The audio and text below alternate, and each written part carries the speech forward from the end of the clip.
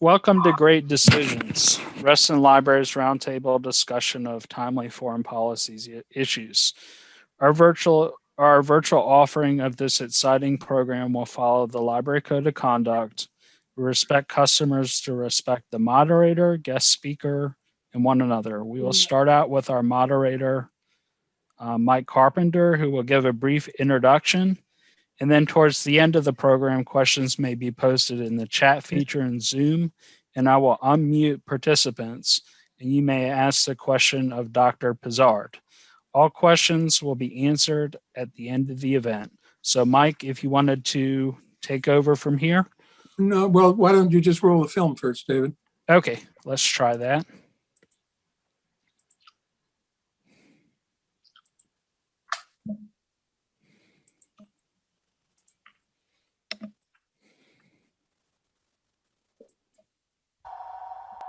Can you hear audio? Yes. Okay, good.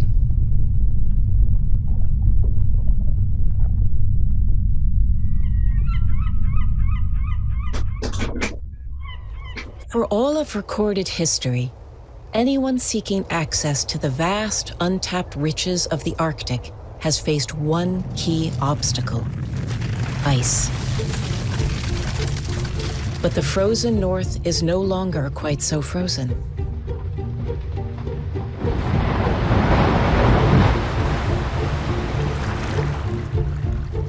As the polar ice cap retreats, the Arctic is becoming a focus for economic development and geopolitical rivalry. Great Decisions investigates the ambitions of Arctic powers, both old and new, and asks whether a spirit of cooperation can endure in one of the Earth's most inhospitable regions. The fight over the melting Arctic. Next on Great Decisions.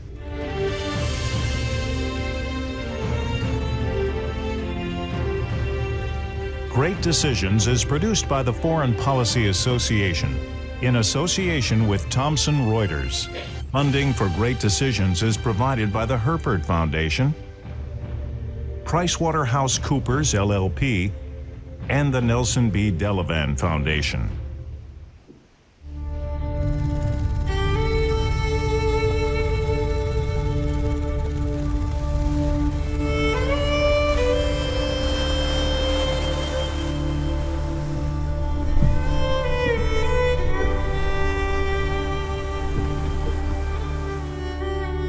The old mariners fought for the Northwest Passage because they believed it would prove a short commercial route between the East and the West.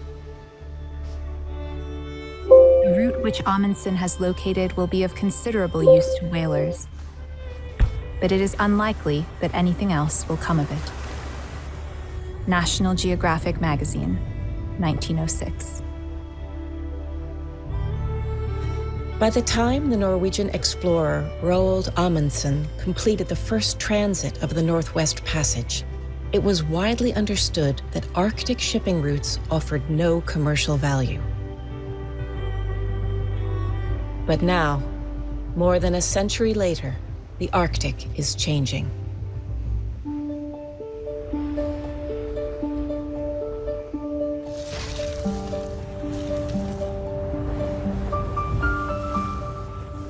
In 2019, Anchorage, Alaska experienced the highest recorded temperature in the history of their state. If there's any pretense about us being in denial about climate change, all they have to do is look to Anchorage and understand that it's the honest to God truth. In July of 2020, Arctic sea ice cover hit its lowest ever recorded level. Scientists are predicting in the next decade or so, we may start to see some ice-free summers.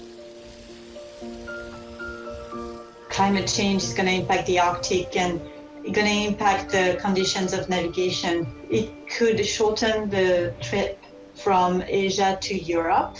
If instead of taking the south route, you could go north around Russia. In 2016, the Crystal Serenity cruise ship became the largest passenger vessel to sail through the Northwest Passage. It sailed from Vancouver to New York. We're at the beginning of what we can anticipate will be an increase in shipping into the high latitudes. The melting of Arctic ice is making it easier than ever to access the region's untapped mineral wealth. Ice melting has both positive and negative consequences. Access to the hydrocarbons and other mineral resources and bioresources in the Arctic is expanding. 13% of the world's undiscovered conventional oil resources reside in the Arctic. 30% of the undiscovered natural gas, nearly $1 trillion worth of minerals, including gold and gem-quality diamonds.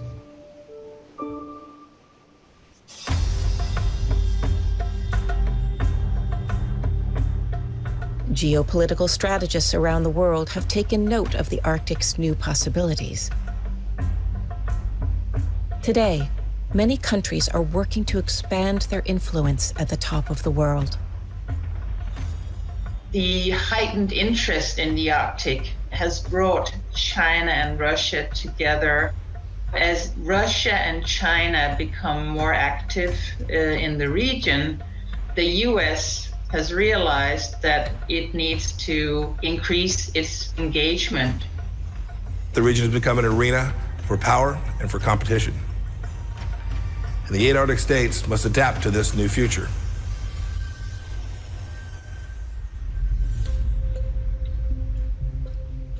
During the Cold War, the Arctic became a battleground as the US and the Soviet Union faced off across the pole. What was once the impassable Arctic now provides the quickest routes for attack from a wide sector of Europe and Asia.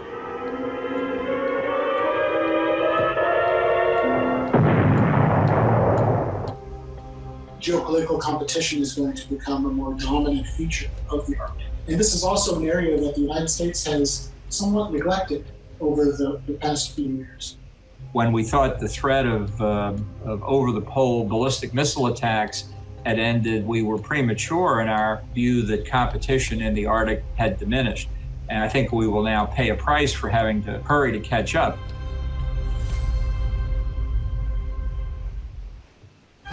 Ура!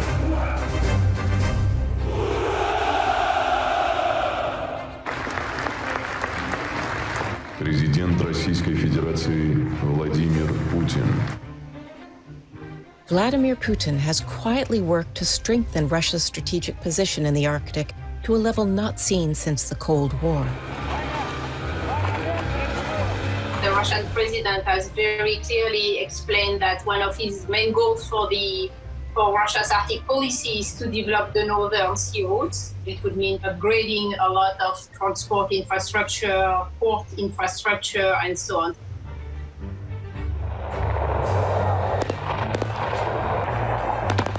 They're not messing around.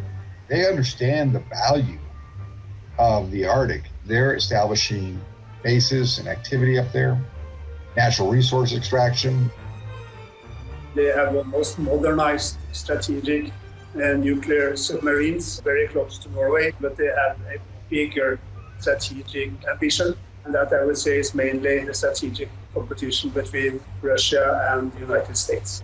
We are strengthening scientific, transport, navigation, and military infrastructure, which will allow us to secure Russia's interests in this strategically important region.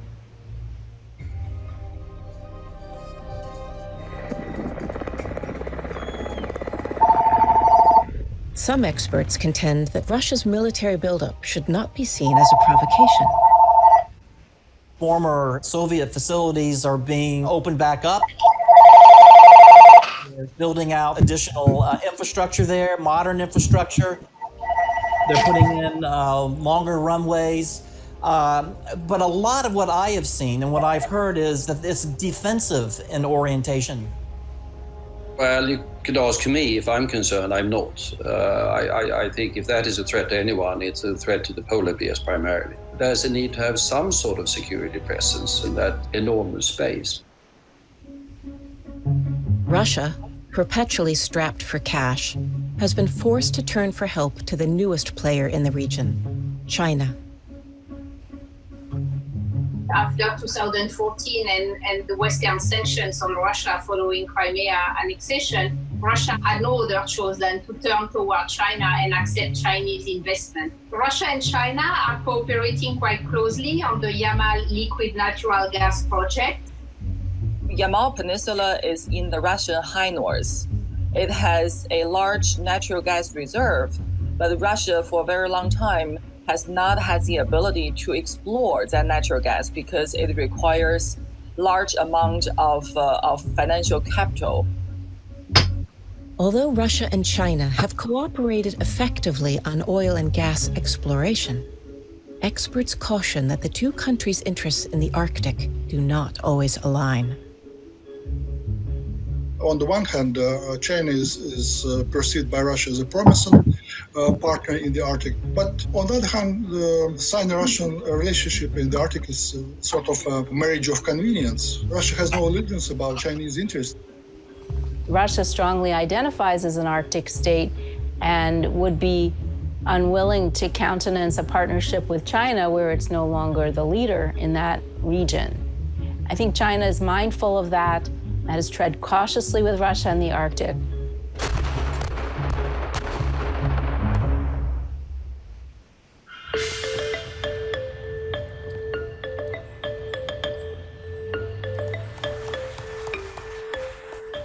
As China has ramped up its investment around the world, the Arctic has become part of its global strategy. China has integrated the Arctic in its Belt and Road initiative, calling it the Polar Silk Road. And the idea is to build infrastructure to be able to use the region as a shipping route. The 2018 Arctic White Paper by China states what national interest China sees for itself in the Arctic. Chinese are quite clear that they have an economic interest in the Arctic, and they have interest in the governance issue in the Arctic because the changes in the Arctic region has a global impact. Chinese companies have sought investment opportunities in every Arctic country. But to local officials wary of China's ambitions, such investment is not always welcome. China will use the same methods that it has done in the rest of the world to promote a Chinese agenda that is not just about making money, but it's also about establishing a strategic foothold.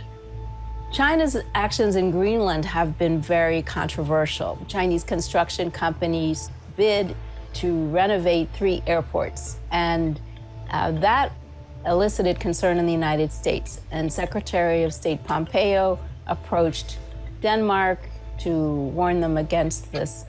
I think we should pay attention to anything that is a precursor to military presence in the Arctic. Investment in Greenland's airport for tourism, benign. Investment in Greenland's airport where you might ultimately control that as a base, not benign.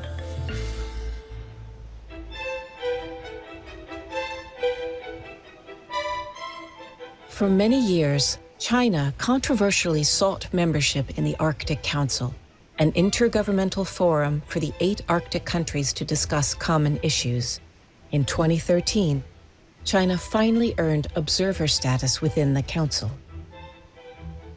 China has successfully got itself into the room of the Arctic Council, but it does not yet have a seat at the table. So that actually has created quite a lot of frustration in China about its Arctic policy. Many years ago, we kind of had the Arctic to ourselves, but the latest development is that also non-Arctic states are very eager to take part in I think what they see as an Arctic adventure. One of China's arguments is that because climate change in the Arctic is a threat multiplier, it affects China as well as Arctic states. But Arctic states claim that they are the stewards of the region and other states outside it should play by their rules.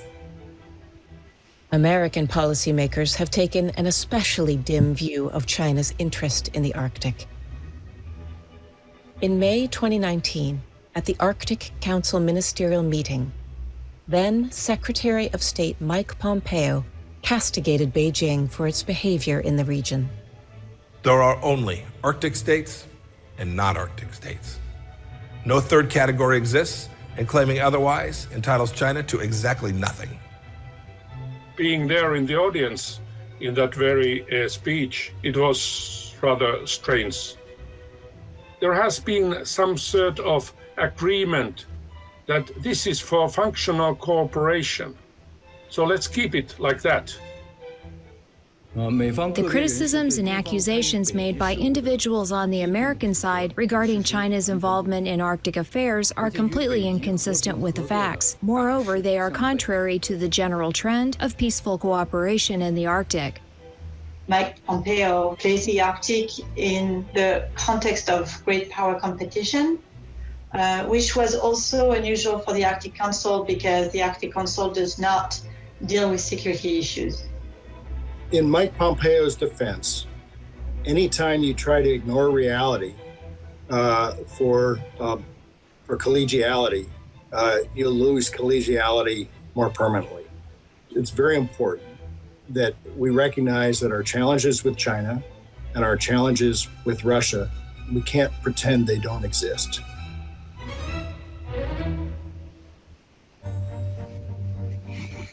In 2019, an unusual proposal brought the Trump administration's Arctic strategy to the top of the nightly news. The Wall Street Journal is reporting today that President Donald Trump and his senior advisors have floated the idea of purchasing Greenland. Officials from Greenland, which is an autonomous part of the Kingdom of Denmark, have responded by publicly declaring that their island is not for sale. Although the plan to buy Greenland was swiftly dismissed, American policymakers are paying more and more attention to the Earth's largest island. The US has opened a consulate in Nuuk, the capital of Greenland, in May 2020. It's a statement of America's commitment to the Arctic as non-Arctic states look to exploit the region for their own interests, as I warned of back at the Arctic Council. The US has also approved of a minor aid package to Greenland. That's for purposes such as economic development, so that Greenland, for example, can start making money on tourism. That was one of the areas where China was interested in investing. I think a lot of people don't know that we have an air base up in Greenland, the very tip top. I've been there a couple of times. Our facilities in Greenland, they're the pickets. They are the eyes and ears for the U.S. Watching for threats coming from the east. In Alaska, experts are sounding the alarm about the lack of American infrastructure in Arctic waters.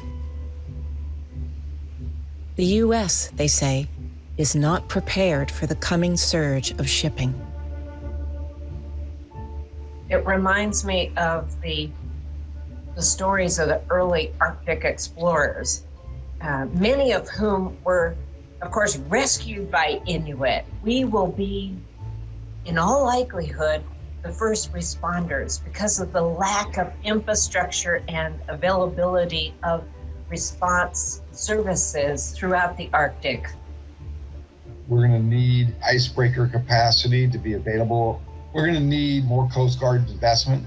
They need a full base on the western coast of Alaska that's fully operational and available. In April of 2019, the Navy and Coast Guard awarded a contract to VT Halter Marine for the detailed design and construction of a polar security cutter. When we think about our maritime national security objectives and the need to support economic and commercial and our scientific interests, it's just critical that we begin to field these polar security cutters. Fundamental to U.S. Arctic policy is the question of how to balance the Arctic's economic potential with global climate concerns.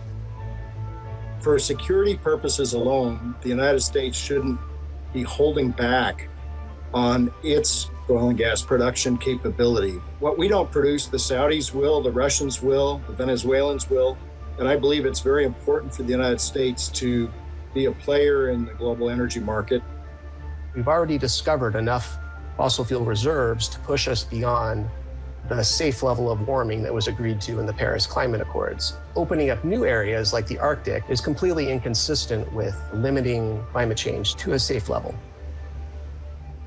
Now, policymakers must decide whether it is wise for the U.S. to spend the billions of dollars that would be required to turn the Arctic into a geopolitical battleground.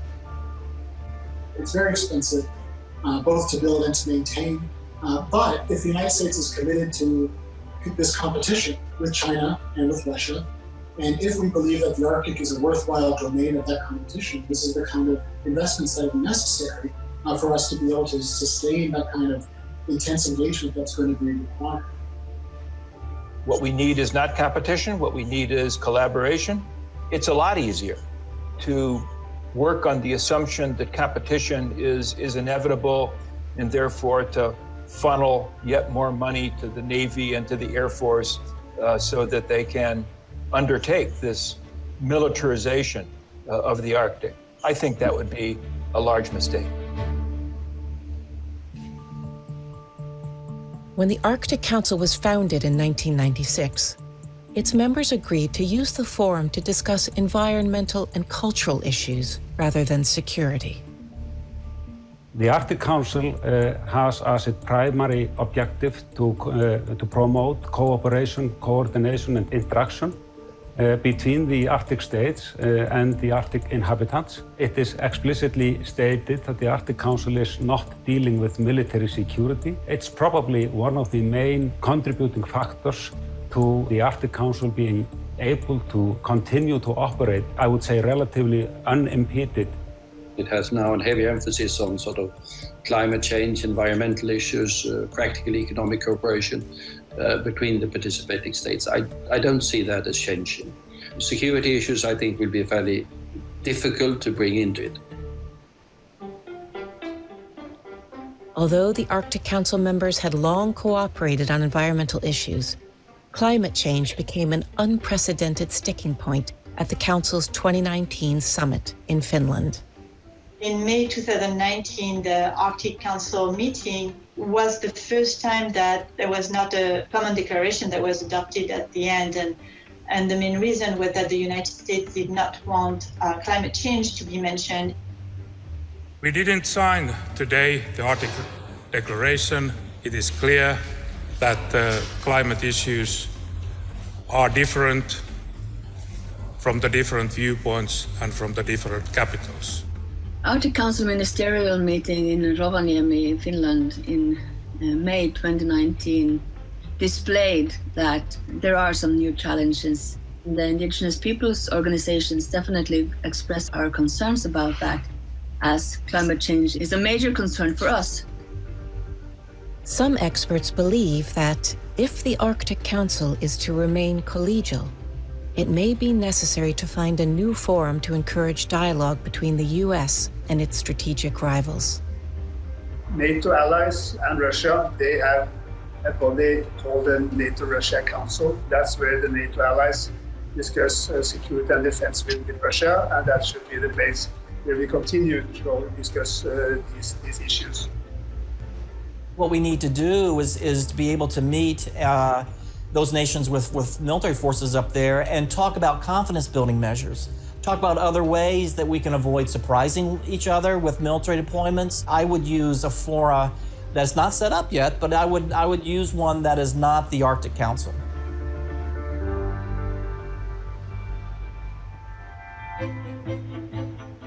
Because the capitals of all 8 Arctic nations lie below the Arctic Circle, it will be essential for policymakers to listen to those who live in the region. What I learned at being in the Senate is their inability to understand on the ground what's going on is pretty high.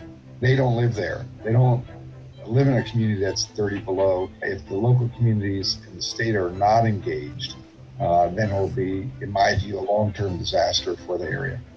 If one recognizes that every matter in the Arctic region is interrelated, then the issues of security, militarization, stability, and all of the related matters concern us, concern the people who rely upon this environment. Despite rising geopolitical tensions, the people who live in the Arctic are confident that the connections between neighbors will remain stronger than the forces of division. Our fear is that if there is an increased militarization of the areas, that the opportunities and the possibilities for us as one people to interact could be affected. But we also put a lot of confidence in the Arctic Council and that body for being an arena for discussion and dialogue between neighbors. Residents of the Arctic have long shared bonds that transcend national boundaries, forged by the common experience of life in a severe environment. Now, those bonds are being tested as the Earth's great powers turn their attention toward the top of the world. Great Decisions is America's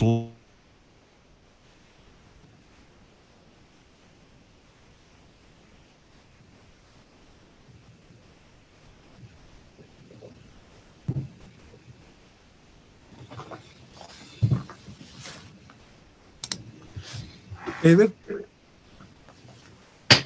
Yes, I'm here. Okay, fine.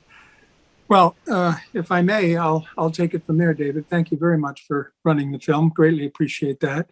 And we greatly appreciate, too, all of our members who are joining us today. David tells me that we have some 48 that have signed up. So that should be more than sufficient to keep our guest speaker today busy answering questions. I know this month marks 1 year since we've been able to meet together at the library. And personally, I can't wait until Dr. Fauci tells us we can do so again. Maybe this fall, when we've all had our shots and we're all part of a vast herd of immunized people, perhaps we can do it then. Let's hope so. In the meantime, however, I think we remain indebted to Eric Ewan, the inventor of Zoom, that has managed, that we have used his tools so well to keep together over the last year in our monthly discussions. And it's great, too, to be able to welcome our guest speakers to the forums that we have. And speaking of which, it's my great pleasure to introduce to you today the guest speaker. You actually saw her in the video that we just watched, Dr. Stephanie Pizzard. She is a senior political scientist and associate research department director for defense and political sciences at the RAND Corporation. Her research focuses on European security and transatlantic relations, Arctic security, strategic competition, asymmetric warfare, peacekeeping and stability operations, deterrence and the use of force, and security force assistance. Prior to joining RAND, Dr. Pezard was a researcher with the Geneva-based Small Arms Survey think tank, and she was also a visiting scholar at the Saltzman Institute of War and Peace Studies at Columbia University. She was as well a fellow at the Center for Transatlantic Relations at SACE, the School for Advanced International Studies at Johns Hopkins University. Dr. Pezard received a bachelor's and a master's degrees in history from the French Institute of Political Science in Paris, and a master's and her PhD in political science from the Graduate Institute of International and Development Studies in Geneva. Dr. Pezard has written and published widely in her field and has given media interviews and commentary on CNN, U.S. News and World Report, among other media outlets. She is bilingual in English, French, and Spanish. And right now it's my great pleasure and honor to welcome Dr. Pezard and to thank you very much for accepting our invitation to join us today. We extend you the very warmest of welcomes. And again, thank you for being here. Doctor, the floor is yours for any opening remarks you may care to make. Thank you so much. Thank you for your invitation. And it's a pleasure to be with you today to talk about a topic which I find deeply fascinating and on which I find myself lucky to be working. I don't have, I have a few introductory remarks, but I'm going to go quickly because I prefer to leave as much time as possible for your questions and hopefully my answers. I really enjoyed, I have to say, the documentary we just saw. I thought it was very well put together. It tackled pretty comprehensively some of the key issues that the Arctic is meeting today. And I find it also well balanced because it's easy to have some sort of very, I don't want to say polarized because it sounds like a bad pun, but very extreme comments on what the Arctic is, what is becoming of the Arctic, and what is the future of the Arctic. So I thought the documentary was actually having a very a tone that reflected the complexities of the region. I would highlight maybe 3 points, sort of as a background to the discussion. One is to highlight how much the Arctic is diverse, how there are really different Arctics. Some part of the Arctic are really sort of your typical Arctic with just nothingness and ice. Other parts of the Arctic are heavily developed, have cities, have industries, have sizable populations. Some parts of the Arctic are not very cold at all. Like northern Norway, for instance, has a Gulf Stream, and the ports are always operational, never caught in ice, which is really extremely different from, say, northern Canada, where population would be extremely sparse and environmental condition much more difficult. So yeah, just seeing the Arctic as a very complex geography. If you look at the Northern American Arctic, the European Arctic, the Russian Arctic, you see really different landscapes, and this has also different geostrategic implications. I would also say as a second point that the Arctic has been peaceful so far. There were very good points made in the documentary about how it was seen as a very strategic location during the Cold War, because the North Pole was basically the shortest route for bombers from the Soviet Union. So that's why you've got a whole network of radars covering northern Alaska and northern Canada, and a close collaboration between Canada and the US. But obviously the war stayed cold, and since the end of the Cold War, there's been a very, very strong level of cooperation between all Arctic nations, including Russia. And I would also say that even during the Cold War, there was still cooperation between the US and then the Soviet Union on things like protection of polar bears, for instance. There was an agreement that was signed in the 70s. So the Arctic has always been this strategic location where there's sort of two levels, sort of high strategy, where everybody's keeping an eye on what might be happening, but a sort of lower level of operational level, if you like, where people understand that they need to count on each other for search and rescue.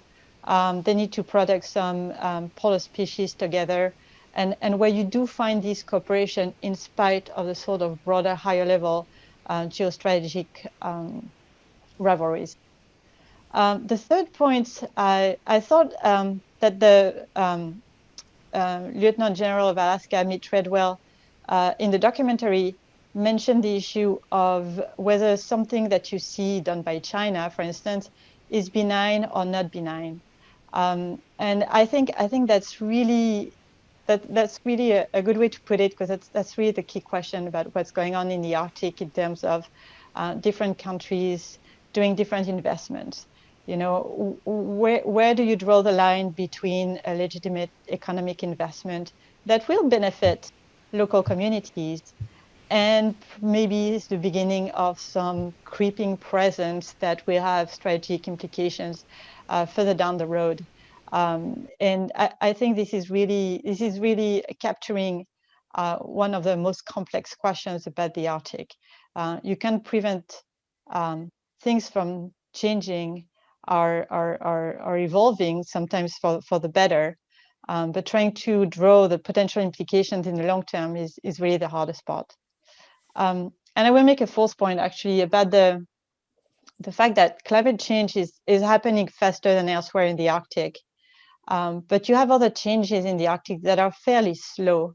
Like for instance, shipping has started in around 2012, 2013. You started seeing more ships taking the Northern Sea route, which goes along northern Russia. But if you look at the numbers of vessels since 2013, they've been fairly stable. You're not seeing any exponential growth. You're seeing a little bit of an increase, and even then it fluctuates. Same thing for the notion that the Arctic has so much untapped natural resources. It is absolutely true, but a lot of these resources are in areas that are currently inaccessible, simply because we don't have the technology to drill so far, so deep in such cold environment. And a lot of resources are much closer to the coast, so there's not really an economic interest in tapping into these untapped resources yet. So here again, it's really a long-term issue. These are going to be exploitable maybe in 30, 40, 50 years. So some countries certainly want to position themselves already to be able to do that in the longer term. But we're not talking about quick changes or fast evolution when we talk about extracting resources near the North Pole or offshore in the Arctic. So that was just my few remarks as a start, and I'd be happy to hear your comments and questions. Thank you very much, Doctor. Your article, which we've all read in preparation for today's session, began by noting how much global warming is driving current events in the Arctic. And the Arctic, I read that it was warming nearly 3 times as fast as other areas on the planet. And the world is really not doing very much at all, as dynamically as it should, to really address these problems. The Secretary General of the UN has said in so many words, our planet is broken. Predictions are that if we don't make strides by 2030, we're in a very bad place going beyond that date in order to grapple with this issue. And as one person said, as the Arctic loses its ice, it loses its soul.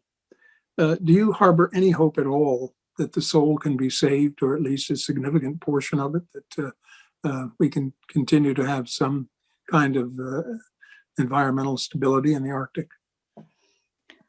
I'm an optimistic person, so I will say yes. Although the amount of change that will be required is substantial. I mean, the United States rejoining the Paris Accord is a step in more action in that direction. Now, I'm not familiar with the exact climate projection, depending on the different sort of outcomes or levels of implementation of the Paris Accord. But I think that if you fully, even if there was full compliance and extremely positive outcome, there would still be some slow degradation of the current Arctic environment. It's really this sort of negative cycle where the more the ice melts, the more where you had ice, you had melt. So instead of the sun being reflected back, it gets trapped in, which creates even more warming.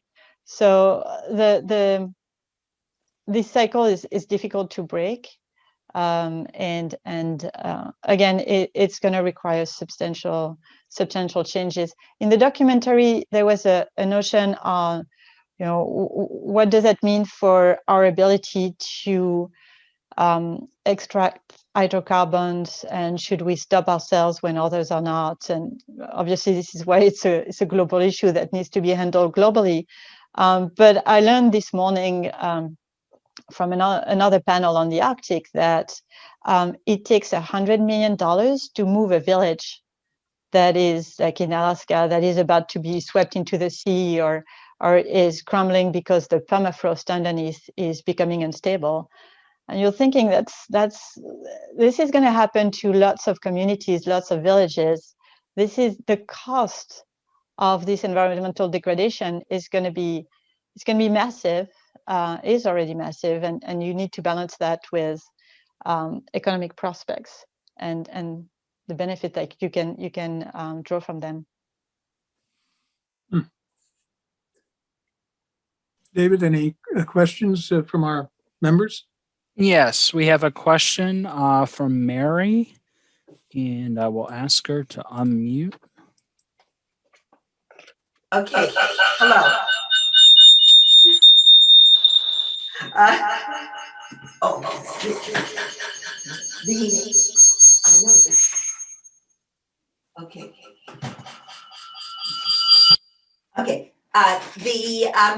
My questions regard the Arctic waters, various nations having claims on the Arctic waters, particularly, of course, the Northwest Passage that Canada seems to think they own or control, and the Northern Sea route that Russia seems to think they own and control and can charge fees for passing, but also other kinds, fishing rights, mineral rights, whatever. Can you address that and explain it?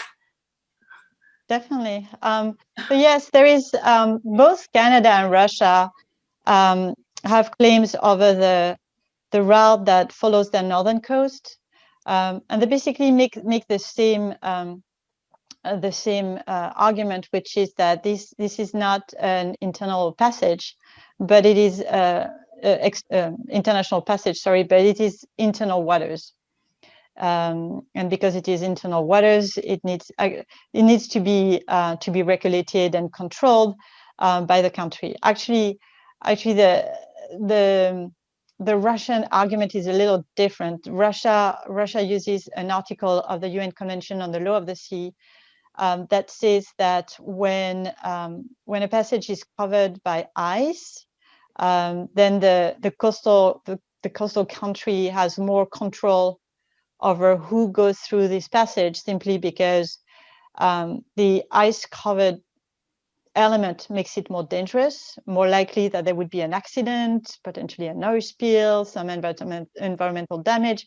So because of this added danger element, it makes sense to give sort of more control to the coastal country who would be most affected if there was such an accident or such an environmental disaster. So Russia says that's why we need to keep on controlling the route. We need to know who's going through. We're providing an icebreaker. We're providing a pilot, but of course we're also collecting a fee for that. So it's a way for them to keep some control on who's going through the route.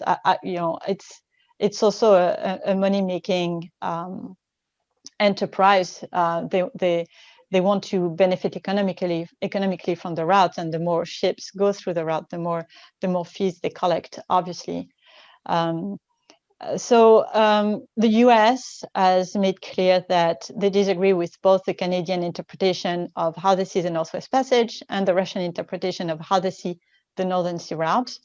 Very frankly, with Canada is our friend. They agree to disagree. This is unlikely to be raised too strongly. With Russia is different. Under the previous administration, there were some threats of the US conducting freedom of navigation operations in the Northern Sea route, just to show that it is an international passage. and everybody has a right to go through it without asking permission to Russia. It's not been done yet. There have been some exercises with Norway and the UK last August and September, I believe, or maybe October, in the Barents Sea. So really at the sort of entry point of the Northern Sea Route, but not in the Northern Sea Route. There are also some concerns that the US does not really have the right icebreakers to undertake this kind of freedom of navigation operation in such waters. So far it's remained sort of a possibility.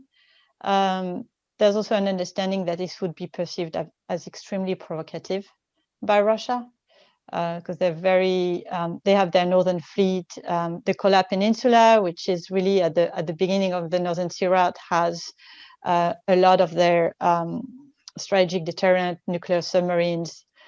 So for them, their northern border, it really is highly variable strategically, militarily, and also economically, because they have the Yama Peninsula and a number of other extractive industries that they really rely on heavily for their overall national income.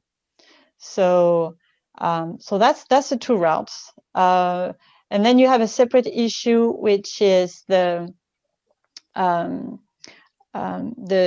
contested seabed, and so what happens is that each country can file a claim to see that their continental shelf is actually continuing further than the EEZ. And if they can prove to the US Commission, who's examining these claims, that it's more or less the same geological composition, and that this part of the shelf is indeed an extension of their own shelf, or starting from the coast, then they get the right to drill in the shelf. It doesn't give them any right on the water above it, so it has no implications for fishing, for instance. But the seabed, they gain extraction rights.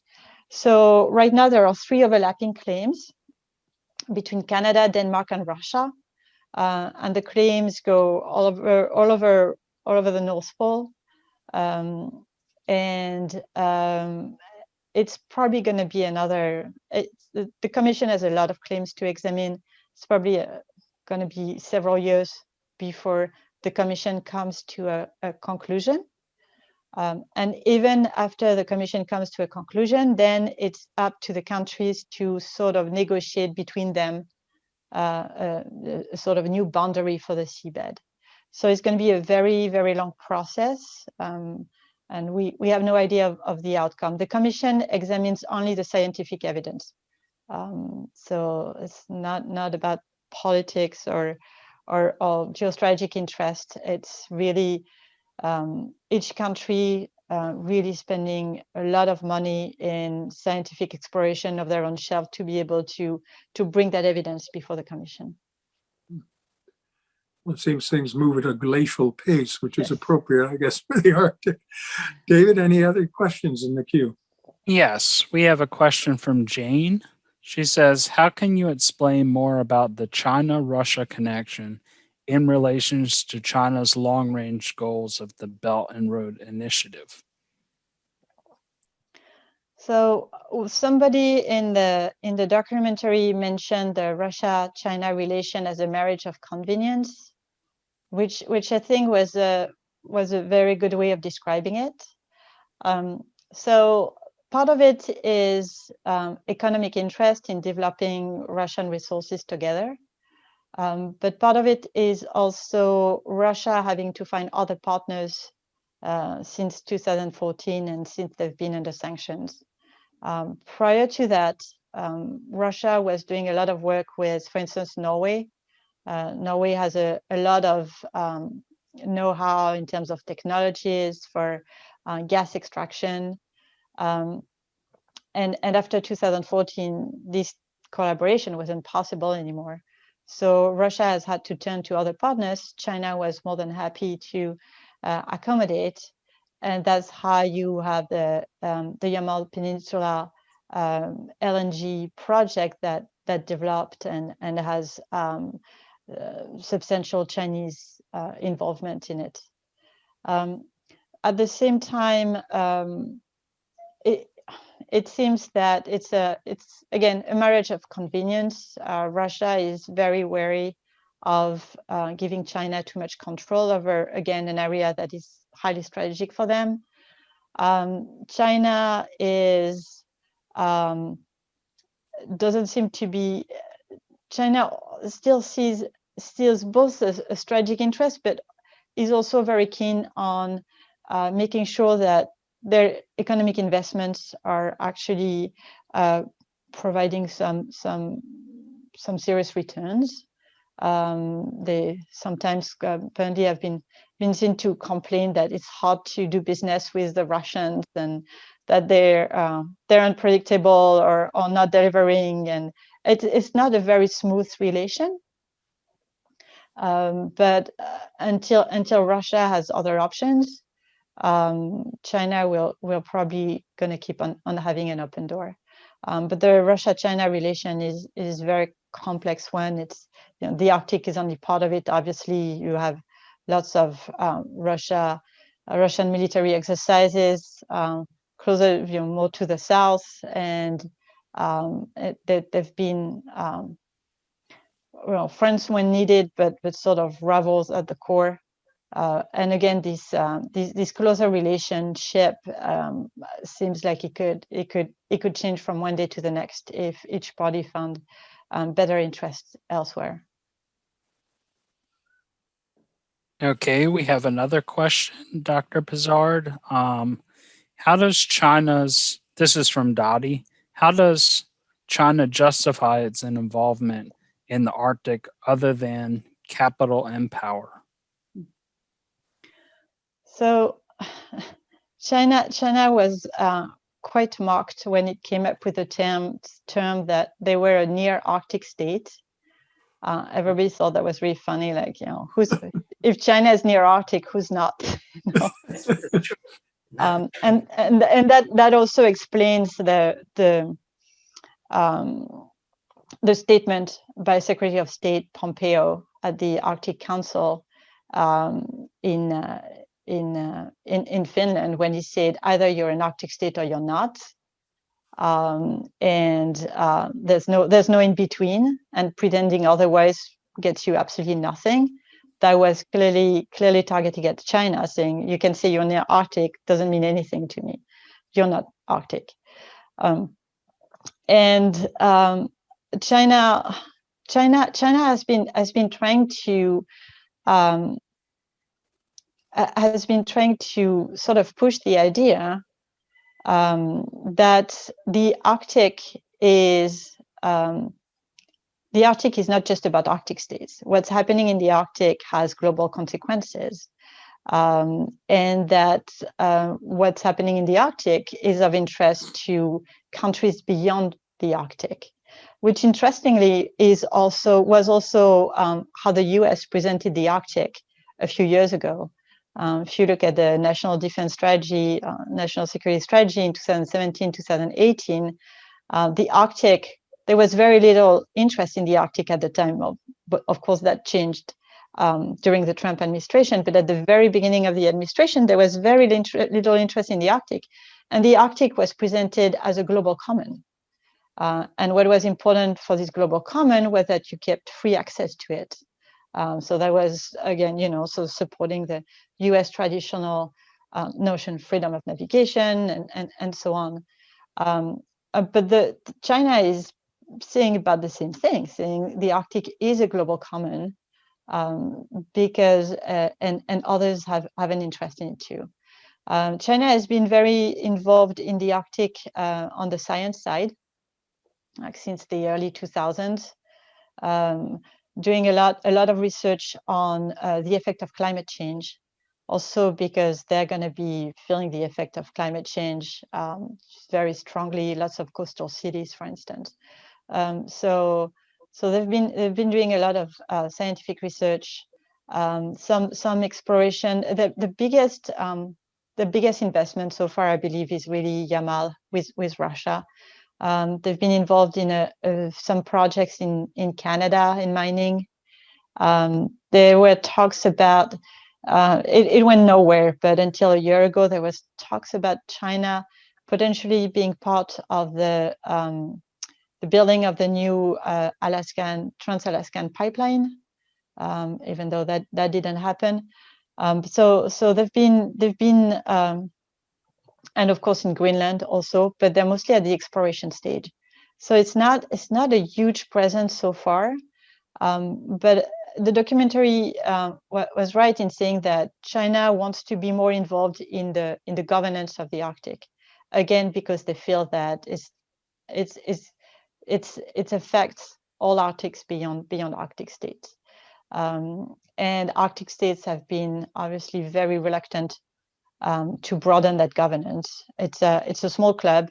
It's 5 countries, basically 8 if you add Iceland, Finland, and Sweden.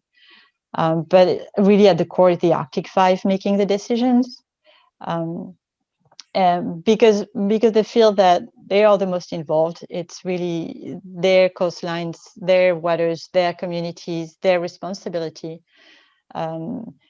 So you do have a tension like this between the sort of Arctic states' sovereignty and good stewardship, but also what does that mean for other countries who feel that they have also interest in what is happening in the Arctic and how to use it. In your article, Dr. Pezard, you said that the United States has sometimes been perceived as a reluctant Arctic power. Certainly in the Trump administration, it seemed to become far more active. Secretary Pompeo's remarks at the Arctic Council in 2019. You had also the offer to purchase Greenland in 2019, the opening of the consulate in Nuuk in 2020, and then also the same month, the White House memorandum on safeguarding U.S. national interests. Do you foresee this continuing in the Biden administration, and should it? Are we having a sort of an equivalent of a Drang nach Norden here, where the U.S. should be moving north and doing more in order to have more of a voice in what happens as the ice melts and the territory opens up? I find it really, really interesting to see the evolution of the U.S. policy with regard to the Arctic. This notion of reluctant Arctic nation is really sort of when you look over time. There was a beginning of a rising interest during the Obama administration with the creation of a sort of Arctic Tsar. There was an Arctic strategy, White House Arctic strategy. But at the same time, it was also because it was the U.S. turn to take the chairmanship of the Arctic Council, which so it was sort of timed right, and the Arctic Council seemed to dictate the timing more than maybe a sort of deep understanding that the Arctic was becoming a really highly important strategic issue. And that completely died off after the US passed on the chairmanship to Finland. It's a 2-year rotating chairmanship. And the beginning of the Trump administration, there was absolutely nothing mentioned in the Arctic except for the reopening of the Alaska Arctic Wildlife Refuge for drilling. I think that was about the only time that the Arctic was mentioned. And it changed really, really drastically around late 2018. In December 2018 is when the Secretary of the Navy mentioned freedom of navigation operation along Russia for the first time. And then in May 2019, you've got the Arctic Council ministerial with the Secretary Pompeo's statement, and then Greenland that summer. And it's funny, I was actually interviewed by a Danish scholar who's trying to understand why there was that turn in the US foreign policy around that precise time. Why then and not before or after? What exactly was the... And I told him, I look forward to reading your article because I don't know. I don't know why exactly what happened there. It was just an addition of different small elements, but almost from one day to the next, we went from no interest to a lot of interest and really concrete steps taken, such as reestablishing a U.S. consulate in Nuuk and establishing a coordinator for Arctic affairs at the State Department and so on. So it's interesting because, yes, the U.S. is not reluctant at all anymore. And it will be interesting to see which direction it goes during this administration. I don't see, I would imagine some continuity. Some continuity in terms of the level of interest. In terms of, for instance, the coordinator position is still filled and will probably continue to be so. I would imagine maybe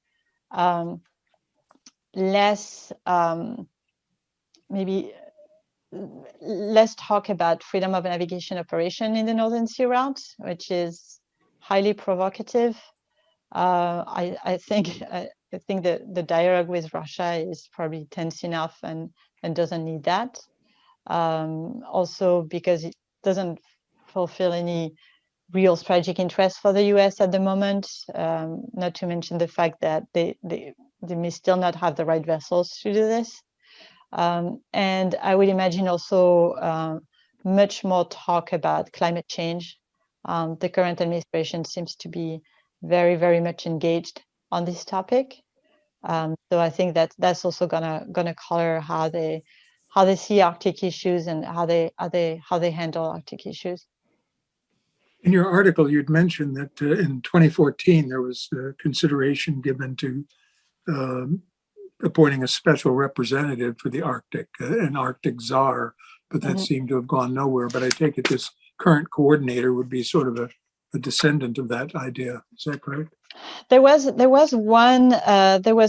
Papp, who was former commandant of the Coast Guard, if I'm not mistaken, had that position, but it was during the Arctic Council, U.S. chairmanship. So he was in a position very similar to the current coordinator, but this position was not filled after Admiral Papp left at the end of the Obama administration. So there was something like that, but it sort of disappeared, but is now back. In preparing for today's discussion, I actually visited the Department of State website and looked up the consulate in Nuuk, and I was quite pleasantly surprised to find the current consul there giving a talk. You can call it up online. He gives a little talk for about 2 minutes in English and in West Greenlandic, which apparently he's mastered since moving there. Wow. But a very upbeat talk about our relations with Greenland. So pleasant thing to see. David, another question? Yes, I have a question from Larry.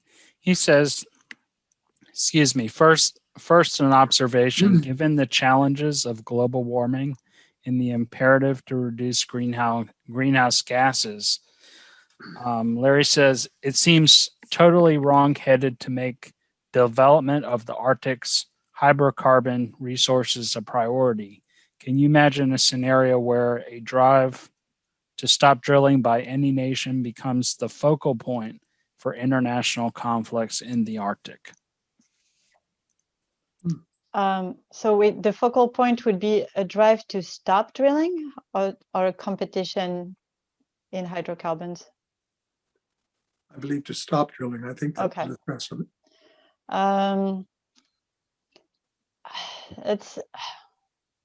It's difficult to say. I mean, it would the level of international agreement that would be required to get to something like that would be I think really, really hard to attain. For Russia in particular, hydrocarbons represent such a huge part of their national revenue that they are unlikely to give up on that anytime soon, very frankly, including in the Arctic, or particularly in the Arctic. Now you have sort of other factors that can slow down hydrocarbon exploitation elsewhere. For instance, you have more and more banks that commit not to fund investments in resources, non-green resources. So it can become more difficult for regions, or for communities, or for companies willing to develop this type of energy to find the right financing. And this type of I don't want to call it a boycott, but it is a boycott of certain types of energies that are considered not ethical. That's something that could widen globally. But that depends on also how much the state wants to take on. In Russia, for instance, I think there's a huge sort of national interest in keeping these type of industries going. So you would not get to a point where everybody stops or slows down substantially, at least not in the near future. David? Okay, Dottie has a question. Is Iceland involved in Arctic discussions? So Iceland is, they're part of the Arctic 8. So the Arctic 5 are the 5 coastal states. So that's the US, Canada, Norway via Greenland, Denmark via Greenland, Norway, and Russia. And Iceland and Sweden and Finland are associated to most Arctic decisions. So Finland, for instance, took the chairmanship of the Arctic Council after the US. Iceland is just giving up its chairmanship, and that's going to be Russia. So Iceland is involved in the discussions, in the decisions. Again, the Arctic Council is not a huge decision-making organization. It's more consultations and acting as a forum to develop some broad agreements on things like search and rescue or prevention of maritime pollution. But they are part of the core group. They're not an observer. They're really part of the core group. How does the Arctic Council interface with the Arctic Economic Council? What are their different roles? Good question. I believe the Arctic Economic Council is sort of a subdivision was created as sort of follow-on to the Arctic Council. To what extent, I believe they have working groups that are fairly complementary. What exactly is the division of labor between the two? That I'm not sure. Mm-hmm. David? I'm looking for additional questions. I don't have any yet. Did you have some, Mike? Well, I always have a question or two in my hip pocket. Dr. Pezard, one of the suggested readings was a work from Chatham House that said that the era of Arctic exceptionalism as a zone of depoliticized cooperation is coming to an end due to Russia's growing tensions with the West. And it calls on all Arctic nations to address military security in the region when Russia chairs the Arctic Council and the Arctic Coast Guard Forum between 2021 and 2023. Do you believe a regulatory framework around military security has a realistic chance of emerging from such an effort? And would that constitute a resuscitating then of the Arctic Chiefs of Defense Staff, which was suspended in 2014? So that's been a sort of the most debated questions about the Arctic today. Is there a need for an Arctic Security Forum? It was mentioned in the documentary that The Arctic Council does not handle security issues at all. They focus on sustainable development, environmental issues.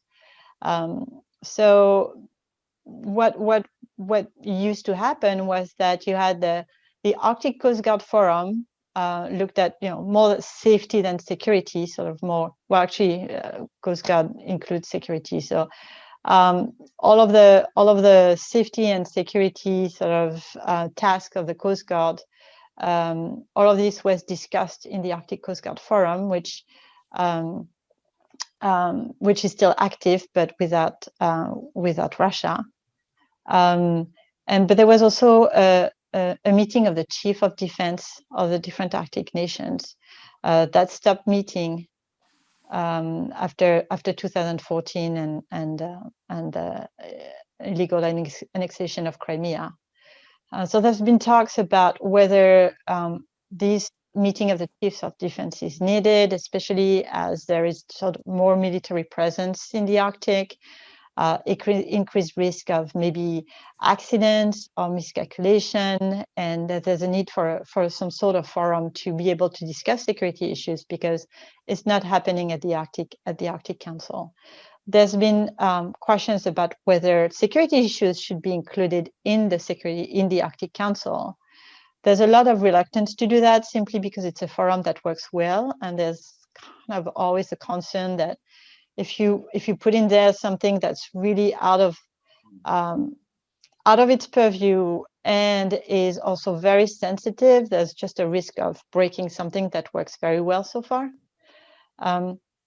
So other options include, yes, resuscitating the Chief of Defense meeting, but the question is really, can you do that in the absence of any tangible progress in Ukraine if you stopped having these meetings because of Ukraine?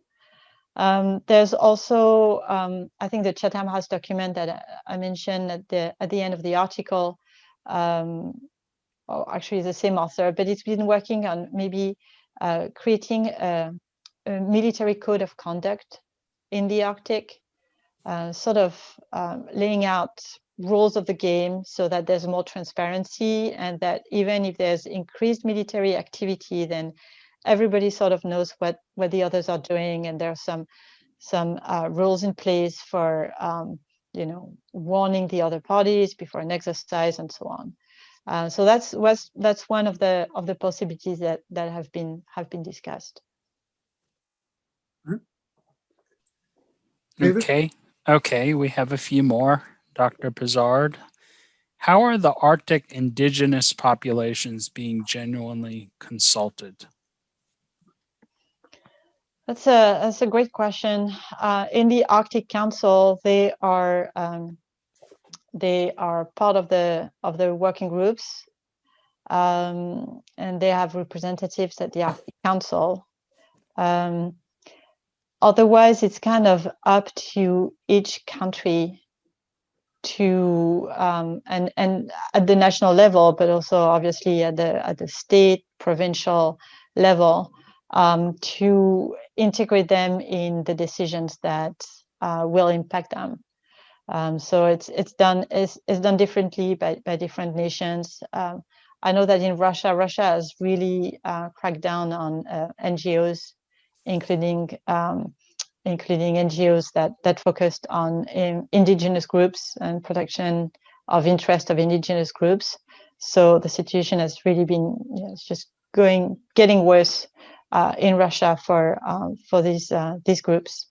But again, it really depends. It really depends on the countries. You have we saw the Sami Council, which is a council that brings together Sami from Sweden, Finland. I think it's just Sweden and Finland. You've got the Inuit Circumpolar Council. So you've got groups that are active in sort of advocating for indigenous groups' interest in places like the Arctic Council. But at the local level, it really depends on local authorities. in Canada, for instance, you have Indigenous groups are part of special patrols that complement the work of the Coast Guards, for instance. They're completely very, very much involved in their own, sort of safety of the community. It's done a little bit in Alaska as well, although not to the same extent. So it's a very diverse situation depending on each Arctic nation, really. We have another question. What significance and priority does NATO assign to the management and control of Arctic waters? So it's interesting. NATO's interest has been in the Arctic has been rising. I think along with Russia's rebuilding old Soviet bases and building new ones, and just putting out more military capabilities in the Arctic. At the same time, NATO is about North Atlantic more than the Arctic. So NATO's concern is more about really the Arctic as an access point for Russia and the Northern Fleet to the North Atlantic than about the Arctic itself.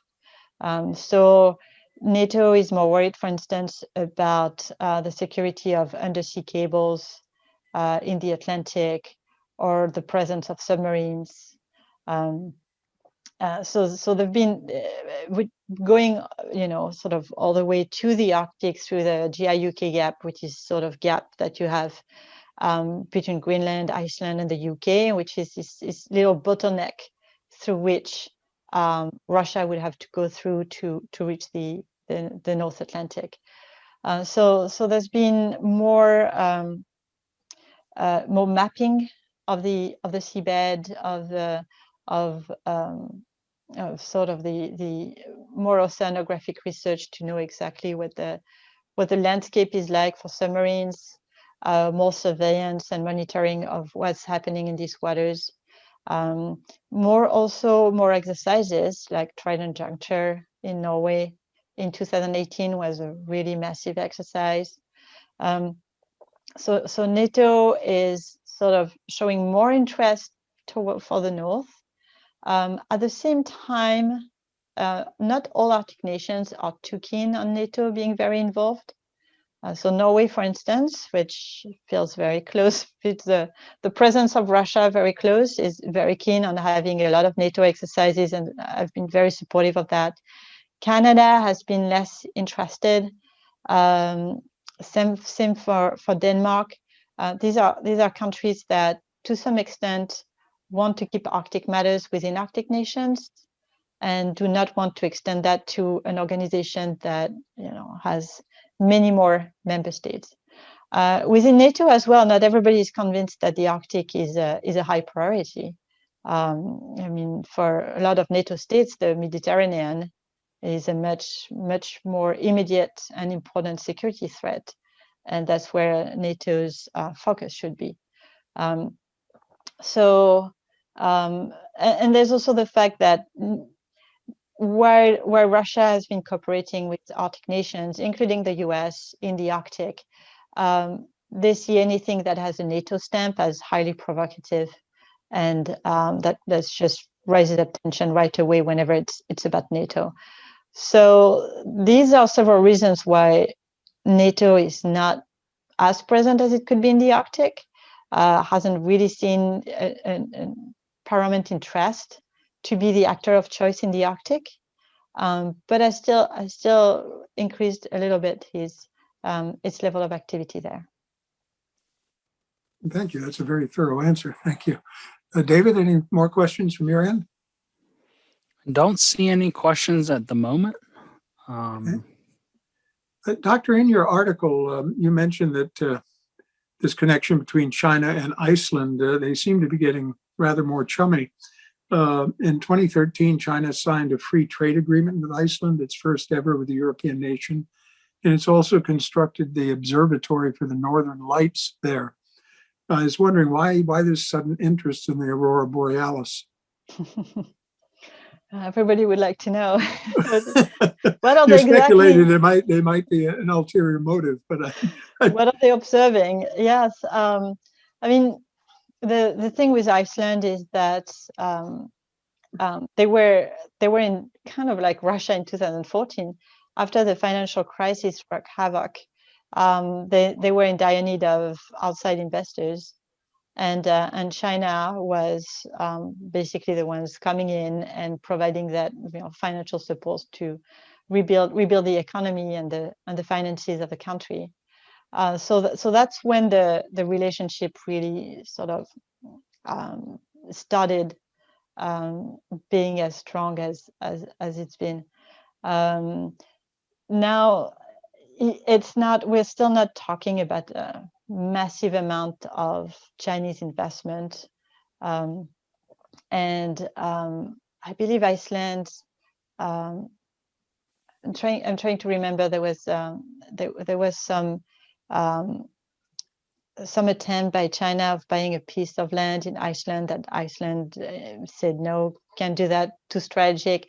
So they're not, they're kind of like Russia in a way, sort of taking the best of the relationship, but also I think keeping an eye on making sure that don't lose their sovereignty would be a big word, but losing any control on what they can do, and make sure that they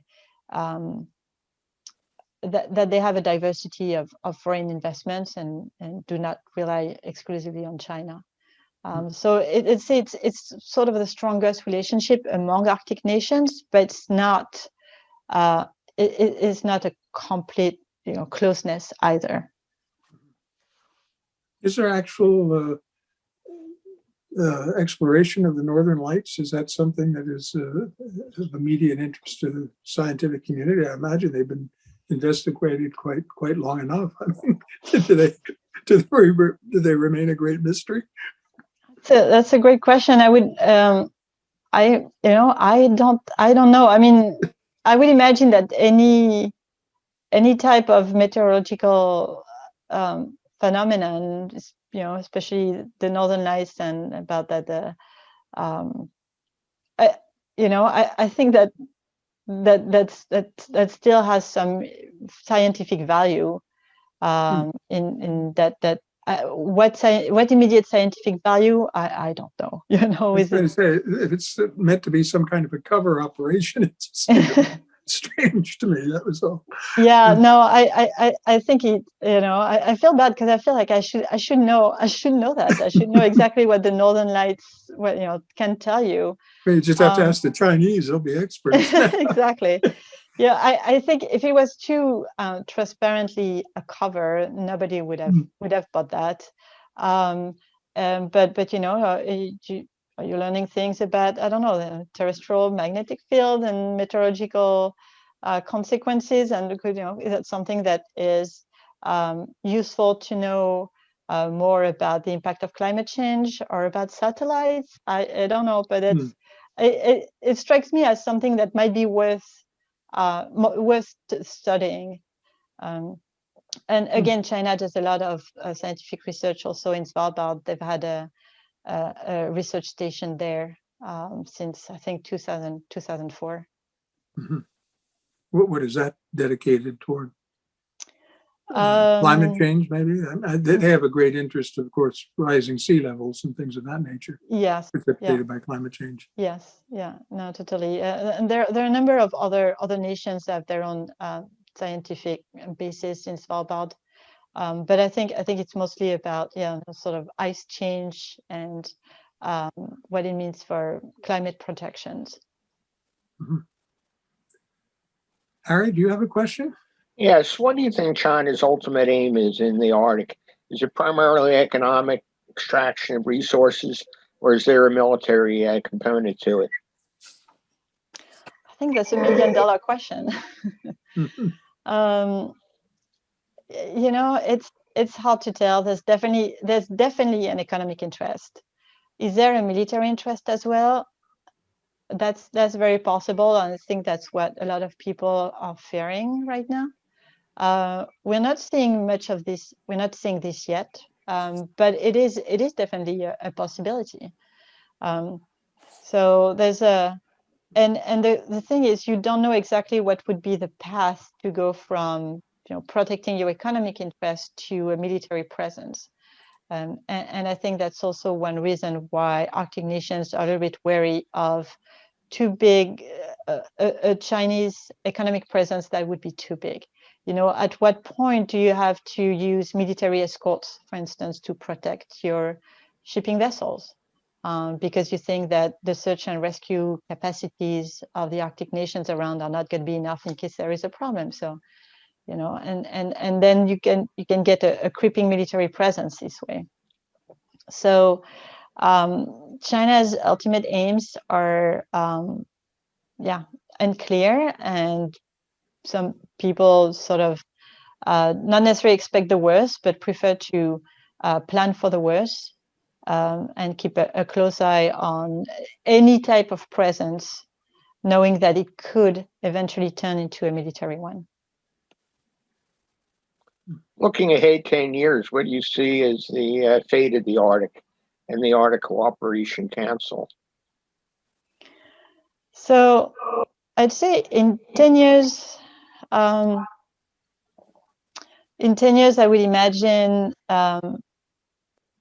So again, change is fairly slow. So even with the climate change accelerating, for instance, in 10 years, you would still not have a central Arctic Ocean opening, for instance, unless there's something really catastrophic happening. You would also have, for instance, the Northern Sea route, probably a little more traffic on the route, but probably not that much, because you would still not be at a point where it's open all year long, or you don't need an icebreaker escort, or you don't have floating ice anymore that makes the trip dangerous. It would not, in 10 years, it would not have reached the level of predictability that would bring shipping companies worldwide to say, yes, let's use this route, definitely, rather than the south one. I would imagine the Arctic Council sort of still doing its Arctic Council work, but I would imagine a more security-oriented forum, whether, again, it's the meeting of the Chief of Defense or something new. I think such a forum is going to become necessary, simply because the US is going to be more present, Russia is going to be more present.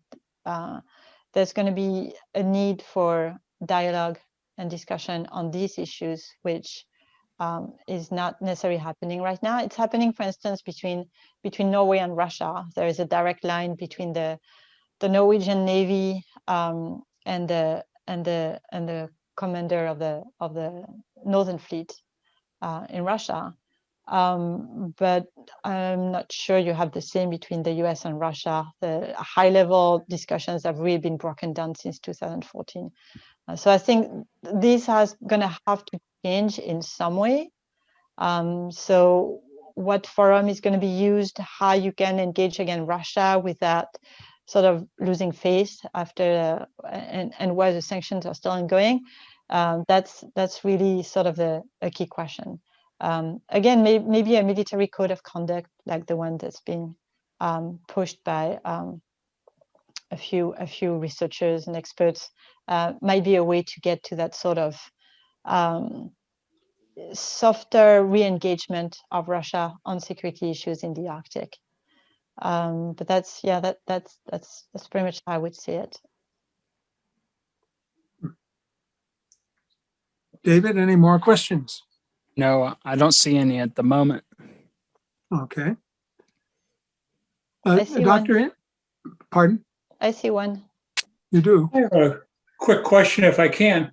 Now that there have been more of a scientific presence up there, has there been any unusual finds like ancient civilizations or alien spaceships or anything like that in the Arctic area? Not that I'm aware of, but yeah, no, nothing new like that. Although what I heard about recently And I don't know to what extent this is a real concern or not, but it's there is a concern that with a permafrost, which is a frozen subsoil sort of melting, there might be some old bacteria coming back up to the surface that could create more pandemics in the future. I know there's been an issue in Svalbard. They stopped burying people on Svalbard because they're just worried that the ground is going to melt, and that's going to that is going to just spread diseases that have been buried under ice for a long time. So there might be some discoveries. But the discoveries may find us rather than us finding them, and they might not be good ones. But hopefully, it's more science fiction than future prediction. But that's something that could happen. Doctor, do you see the Biden administration in particular putting more emphasis on the Polar Security Cutter program? In your article, you mentioned we're really in a deficit vis-a-vis the icebreakers that we have, and cannibalizing one to keep another one afloat. Do you foresee greater emphasis on this going forward as we take more interest in the Arctic? I think so. I mean, the previous administration has really put, the Polar Security Cutter program had been sort of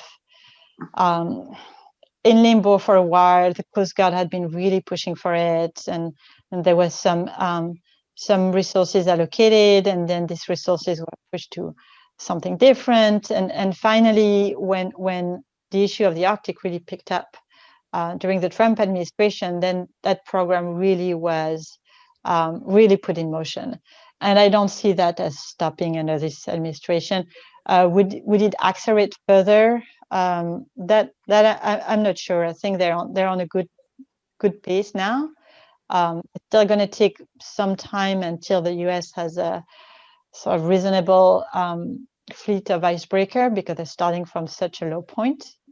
But I think that there's just a momentum now that is not going to be broken, and it's going to really be beneficial for the U.S. David, any further questions in queue? I'm looking to see if there are any hands. Don't see any hands. Nothing in the okay. Here's one. No, we've asked that. I don't see any new ones in the chat box. Did you have something to add, Mike? Not really. I think we really put Dr. Pezard through her paces this afternoon with one question after the other. And it being a Friday afternoon, maybe we'll let you go early, Dr. Pezard. I'm sure you'd appreciate that. But to wrap it up, I would just like to, on behalf of all of us, thank you very, very much for all the time and the dedication and patience that you afforded us today. It's really very kind of you to do this, and we're most appreciative of your efforts. Thank you so much. It was really a pleasure. Again, I love to talk about this issue, so thank you for indulging me. Not at all. We'll indulge you at any time, I assure you. And meanwhile, I'd just like to thank all of the great deciders out there for tuning in this afternoon for our discussion. And I'd remind you to mark your calendars for our next session, which is on Friday, April the 16th at 2:00, when our topic will be the two Koreas. And we'll once again be joined by the author of the article we'll be reading, Scott Snyder of the Council on Foreign Relations. So until then, keep deciding and keep safe. Thank you again. Bye-bye now. Thank you. Thank you. Mm-hmm.